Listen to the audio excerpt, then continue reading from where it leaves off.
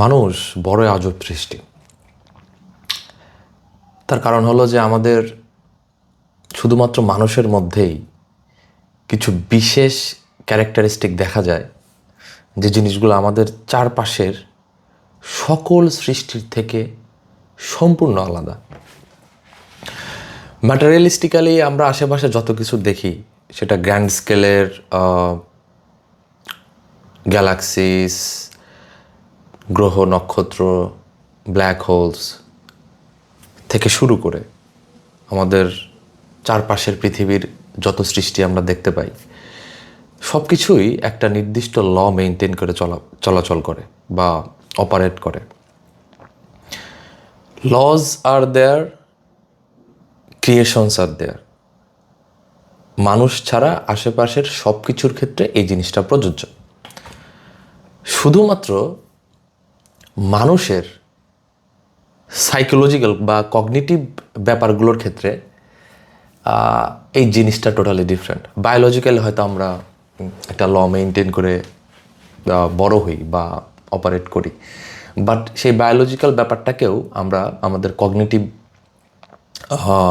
Ability দিয়ে আমরা change করতে পারি। তো মানুষ বড় অনন্য প্রাণী। এই বিষয়টা নিয়ে আজকে আমি খুব শর্টলি কথা বলতে চাচ্ছি। সেটা হলো যে আমাদের চারপাশের সব কিছুরই একটা ল আছে এবং লটাকে তারা মেনটেন করে চলতে বাধ্য। যদি তারা ভায়োলেট করে না বা করার তাদের ক্ষমতা নাই, তাদের সেই ফ্রি উইলটা নাই যেটা মানুষের আছে। সো যদি না থাকে, তাদের অস্তিত্ব থাকবে না। মানুষের ক্ষেত্রে টোটালি ব্যাপারটা different, because we have something unique, যেটা দ্বারা we can make decision, and that decision affect our surroundings. In other word, every one of us, হিউম্যানের কথা বলতেছি, আমরা মানুষের মধ্যে প্রত্যেকটা মানুষের every action is affecting all other human. কিভাবে? ফর এক্সাম্পল, আমি যদি এখন ইচ্ছা প্রকাশ করি যে আমি এখন একটা চা খাবো, চা খাওয়ার জন্য আমাকে কিচেনে যাইতে হবে।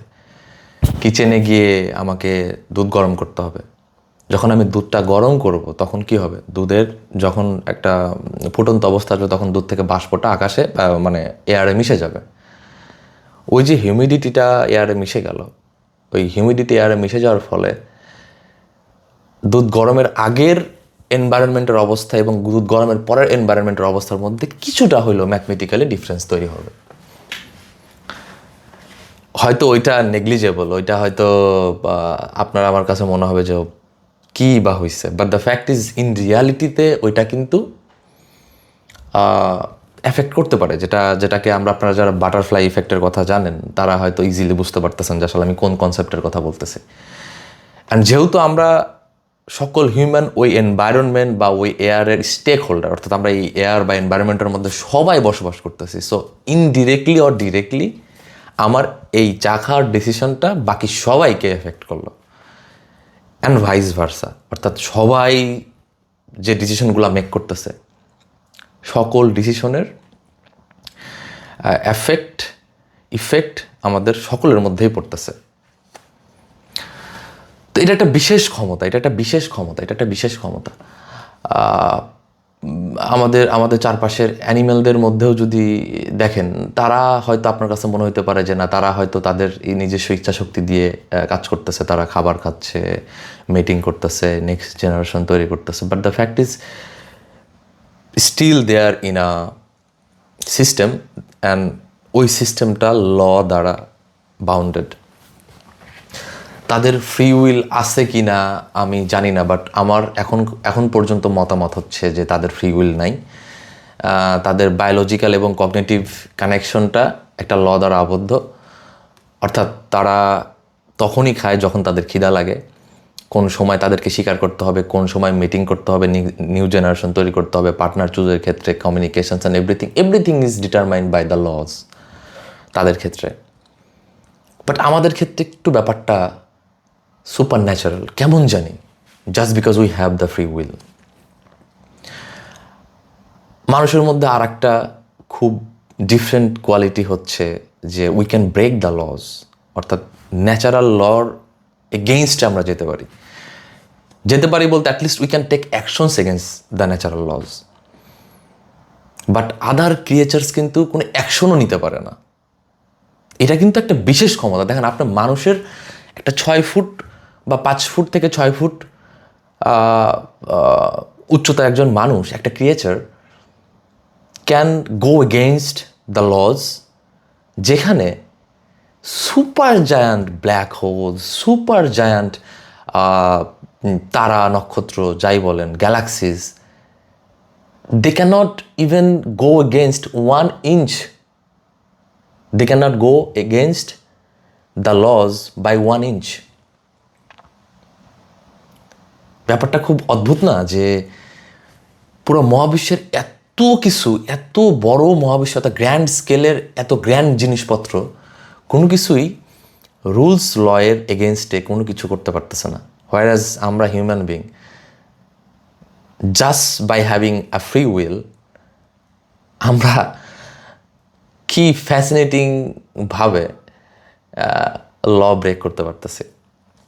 এবং এখানে আসলে ক্রিয়েটরের ব্যাপারটা চলে আসে, যে আমার কাছে যেটা মনে হয় যে creator has given us so much power, and in that sense we are so powerful. And আমাদের ওই পাওয়ারের উপরেই বেসিকলি আমাদের রেসপন্সিবিলিটি, অ্যাকাউন্টেবিলিটি, এবং যারা আমরা রিলিজিয়নে বিশ্বাস করে থাকি তাদের বিচারের যে ব্যাপারটা আমরা শুনি, সেটা আসলে ডিপেন্ড করে। So moral of the story হচ্ছে যে মানুষের এই ক্ষমতা সম্পর্কে আমরা যদি চিন্তা করি এবং সবাই সবার জায়গা থেকে যদি পার্সোনালি এই জিনিসটাকে একটু রিয়েলাইজ করা ট্রাই করি, আমরা বুঝতে পারবো যে আমরা অনেক বেশি powerful among all the creatures. এবং এই পাওয়ারটা সম্পর্কে আমরা বেশিরভাগ মানুষ হয়তো ওয়াকিবল না, আমরা জানিই না যে আমরা কোন পার্সপেক্টিভে, কোন অ্যাঙ্গেলে পাওয়ারফুল। অ্যান্ড আমাদের এই পাওয়ারফুল ব্যাপারটাকে যখন আমরা বুঝতে পারি না, তখন আমাদের লাইফের পারপাস, আমাদের লাইফের ট্রু এসেন্স সম্পর্কে আমরা আসলে ধারণা লাভ করতে পারি না। এটা বোঝা খুবই জরুরি, আমার যেটা মনে, এটা রিয়েলাইজ করাটা খুবই জরুরি। বোঝার থেকে এটা রিয়েলাইজ করা, এটা ফিল করা, যে আমরা আসলে কীভাবে এক্সিস্ট করি, এবং এই পুরো নেচারের সাথে যে আমরা হিউম্যানরা কো এক্সিস্ট করতেছি, এবং ওভার দ্য টাইম আমরা সামনের দিকে আগায় যেতেছি।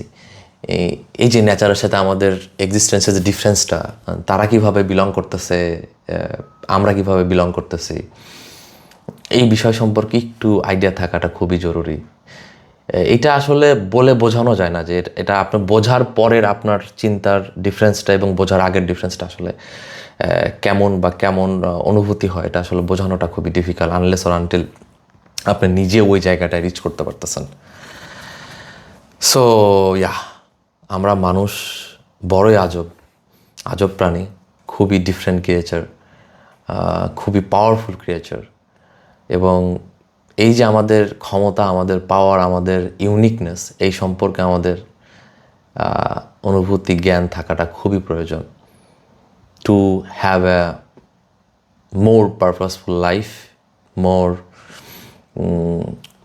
আমি যেটাকে বলবো যে গোছানো একটা জীবন এবং প্ল্যান্ড একটা লাইফ লিড করার জন্য এই বিষয়গুলো সম্পর্কে আমাদের আইডিয়া থাকা খুবই প্রয়োজন।